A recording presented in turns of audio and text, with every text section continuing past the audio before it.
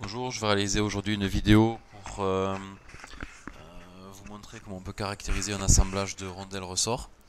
Donc, au niveau de notre configuration, nous avons ici deux rondelles sinus que l'on va appeler duo de rondelles. Plateau inférieur et supérieur polymiroir. Le plateau supérieur est auto-alignable à faible friction, donc un plateau spécifique. Et ici sur le côté, un capteur LVDT qui va permettre de mesurer la compression réelle du produit pour faire la comparaison avec la valeur renvoyée par la position machine corrigée et l'extensomètre, bien plus précis. Donc nous avons préparamétré deux méthodes pour faire ça en deux temps. La première méthode va consister à comprimer le duo de rondelles jusqu'à une force cible, de vérifier quel est le déplacement qu'on y a appliqué, et ensuite d'appliquer ce même déplacement sur un triplet de rondelles, c'est-à-dire le duo de rondelles plus une rondelle de calage, et de vérifier que nous restons dans les clous. Nous lançons l'essai en 4 clics. La méthode est préparamétrée. La force cible 750 Newton pour cet exemple. La machine se met en place automatiquement. Donc vous avez 4 capteurs ici, force, position relative corrigée, c'est l'écart entre les deux plateaux. Élongation corrigée, cela va être à partir du contact sur les rondelles, le mouvement fait par le plateau supérieur, donc la cote de compression. Et ici, extensomètre, qui va être également la cote de compression, mais mesurée par un appareil qui permet de s'affranchir de la déformation de toute la machine, le bâti, le capteur de force. Ok, le produit est mis en place. Nous sommes ici dans la phase de pré-force, on monte à une vitesse réduite jusqu'à un contact. Le contact a été établi, on passe à la phase de test, donc on monte à 1/10 seconde jusqu'à la force cible. Ok, on a paramétré un dégagement automatique. Donc vous avez trois courbes, force ici, écartement des plateaux, donc hauteur du duo, et ici nous avons deux courbes, extensomètre et élongation corrigée machine. Et on voit qu'elles sont particulièrement concurrentes.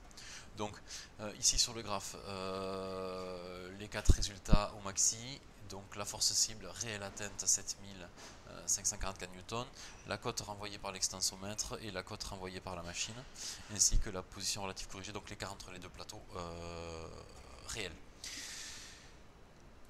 On revient en arrière, donc l'essai était ici, nous pouvons faire un rapport, mais on va aller directement faire la qualification de notre triplet.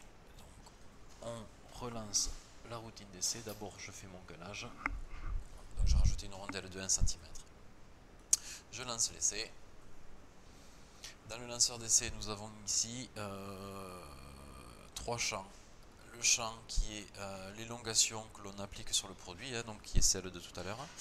La fourchette de tolérance pour pouvoir faire un test en fin d'essai de validation automatique de notre triplet. Et ici, des champs libres où j'ai mentionné l'épaisseur de rondelle de calage et la force cible théorique que l'on devait atteindre. Donc, tout ça est préparamétré, on peut le rendre figé ou le laisser modifiable par l'opérateur. On lance le deuxième essai. Alors, on a la même interface là en l'occurrence, les mêmes courbes et les mêmes capteurs affichés. Tout est mis en place. Accostage sur le produit. À l'accostage, on aura une remise à zéro des deux capteurs. Et ensuite, on peut suivre l'évolution de la force, de la différence qu'il y a entre le capteur LVDT, donc mesure réelle du produit, et ce que renvoie la machine. Et ici, la position relative corrigée, qui est l'écart entre les deux plateaux, toujours.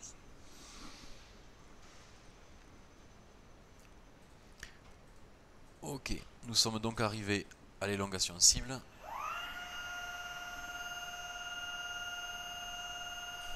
Élongation corrigée. Et là, la valeur de force atteinte est celle-ci, la valeur d'élongation est ici. Nous avons paramétré un rapport PDF automatique, donc soit on revient dans le gestionnaire d'essai et on fait un rapport avec le résultat obtenu. On peut l'exporter ou l'exporter en automatique, ou bien directement aller voir le rapport. Donc, on a paramétré un rapport sous Excel avec ici une courbe qui est l'épaisseur du triplet en fonction de la force. On a ici diverses valeurs qui sont la fourchette d'acceptation, l'épaisseur de la rondelle, la force cible atteinte à la cote de 0,959 mm, donc les 0,96 demandés en début d'essai, et la hauteur comprimée du tout. Et donc, comme nous sommes dans la fourchette, l'essai a été qualifié de conforme automatiquement. Là, nous visualisons le rapport, mais potentiellement, ça peut être envoyé directement dans un ERP ou une base de données de manière indépendante d'une action de l'opérateur pour automatiser au maximum le poste de contrôle qualité. Ok. Si vous voulez visualiser d'autres méthodes d'essai, d'autres types d'essais, n'hésitez pas à vous abonner à la chaîne ou bien directement cliquer au centre de l'écran pour avoir accès à une playlist d'essais divers et variés sur tout type de matériaux et structures. Merci.